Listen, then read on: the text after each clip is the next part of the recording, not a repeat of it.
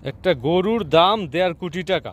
Just আপনি চিন্তা করেন, সে তার বংশ মর্যাদা নাকি খুবই উন্নত মানের, এবং তার বাপেরও খুব মান সম্মান ছিল, এবং তার দাদাই তো ডাইরেক্ট মুক্তিযোদ্ধার মতো মুক্তিযোদ্ধা করছে সে, এই জন্য তার কোঠা পদ্ধতিতে দাম বাড়িয়ে গেছে।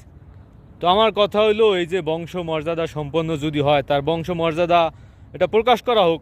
সে কি আপনার এই যে বেনজির আহমেদের বংশের কেউ যে কি 2000 বিঘা সম্পত্তি রাখিয়ে গেছে, সেই বেনজির আহমেদের মৃত্যুর পরই অলৌকিকভাবে সেই সম্পদের মালিক হয়ে যাবে গরু, যার কারণে এটার দাম বৃদ্ধি? নাকি জেনারেল আজিজের কোনো বংশধরের এই গরুটা, আমি বুঝতে পারছি না। নাকি সেই ফরমার্স ব্যাংক যিনি খালি করে দিয়েছিলেন, এক রাত্রে ব্যাংক খাইয়ে ফেলাইছেন, সেই কি মহিউদ্দিন মহিউদ্দিন সাহেবের কি কোনো বংশধর কিনা এই গরু? অথবা আপনি বলতে পারেন যে ফরিদপুরের সেই যে 2 ছাত্রলীগ নেতা যারা 2000 কোটি টাকা পাচার করে দিয়েছে, তাদের বংশের কেউ। নাহলে আপনি বলতে পারেন যে